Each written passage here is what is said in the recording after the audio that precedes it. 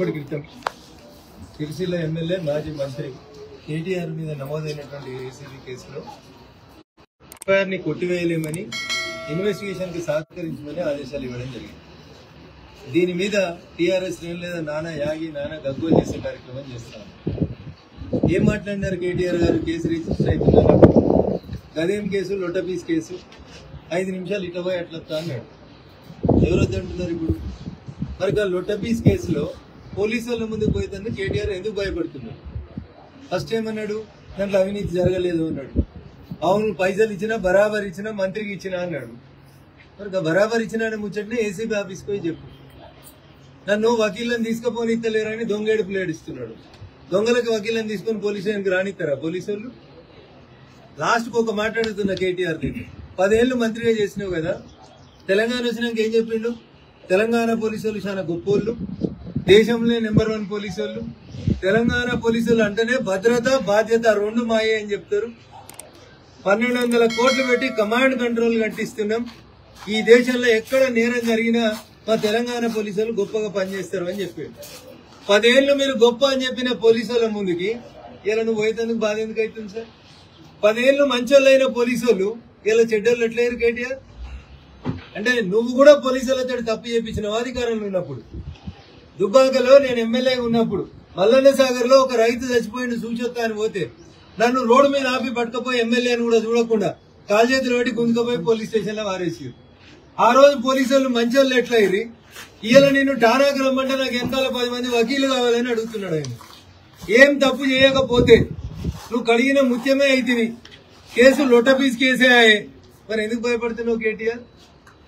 ఇలా హైకోర్టు కూడా ఎఫ్ఐఆర్ ని కొట్టేయమన్న మీ వాదనని కొట్టేసింది.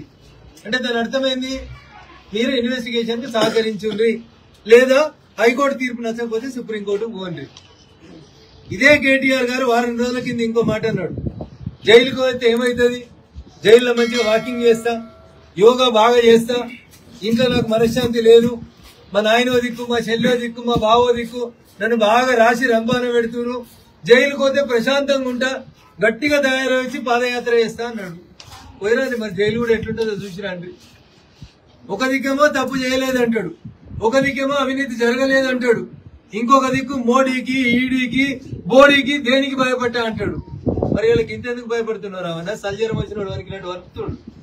కావాలంటే మా మనోహరాబాద్కి వెళ్ళి ఇద్దరు డాక్టర్లను కూడా పంపిస్తాం. ముందైతే నువ్వు పోలీస్ స్టేషన్కి పోయి చూడు, పోలీసు వాళ్ళకి చెప్పు ఏం చేసినావో చెప్పు. దేశం మీద చర్చిస్తా, దేశవ్యాప్తంగా చర్చ జరగాలి అన్న నీ కడుపునొస్తే ఊరందరి కడుపునొయ్యాలి.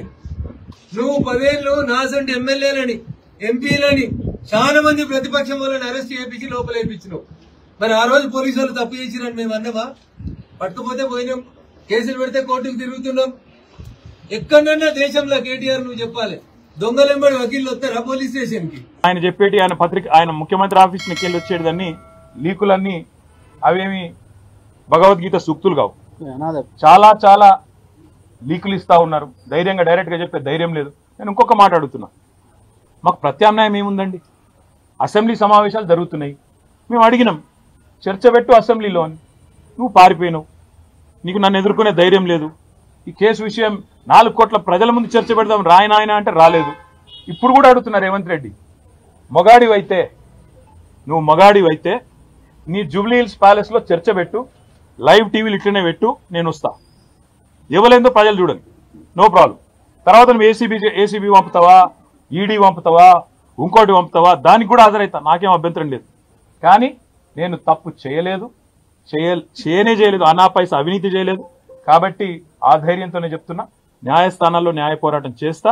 ఒకవైపు న్యాయ పోరాటం చేస్తూనే ఈరోజు ఉదయం నుంచి మా నాయకులు పాపం చాలా మంది, వందలాది మంది వివిధ నియోజకవర్గాల నుంచి ఇక్కడికి వచ్చినారు.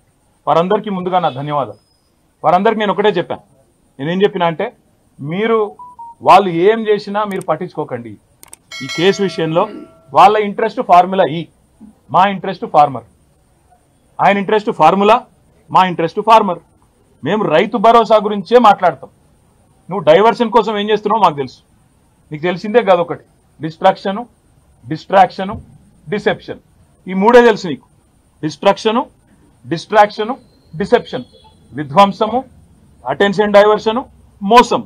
ఇది కాంగ్రెస్ నైజం. అందుకే నేను అనేది ఇవాళ రైతులు 70 లక్షల మంది రైతులు ఎదురు చూస్తా ఉన్నారు. మాకు ఎప్పుడు వస్తుంది రైతు భరోసా? కేసీఆర్ సార్ 12 సార్లు ఇచ్చిండు, చిట్టినాయుడు గారు ఒక్కసారి కూడా ఇవ్వలేదు. ఈసారి మాకు ఇంకోటి కూడా తెలుసు బ్రదర్, ఇది ఆరంభం మాత్రమే. మా మీద కూడా కేసులకు ఇంకా 4 ఏళ్ళ చాలుంటాయి. మాకు కూడా తెలుసు అది. ఇంకా 4 ఏళ్ళ చాలుంటాయి. అన్ని ఎదుర్కొంటాం. అన్నిటికీ ఇవాళ రక్షణ కవచంలాగా ఈ దేశంలో న్యాయ వ్యవస్థ ఉంది.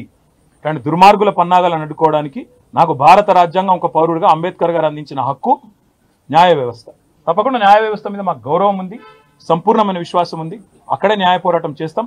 ఇంకా చాలా ఉంది మాట్లాడేది, కానీ ఇవాళటికి చాలు. ఎందుకంటే మళ్ళా మస్తుగా ఉంది మాట్లాడేది. బరాబర్ మాట్లాడు.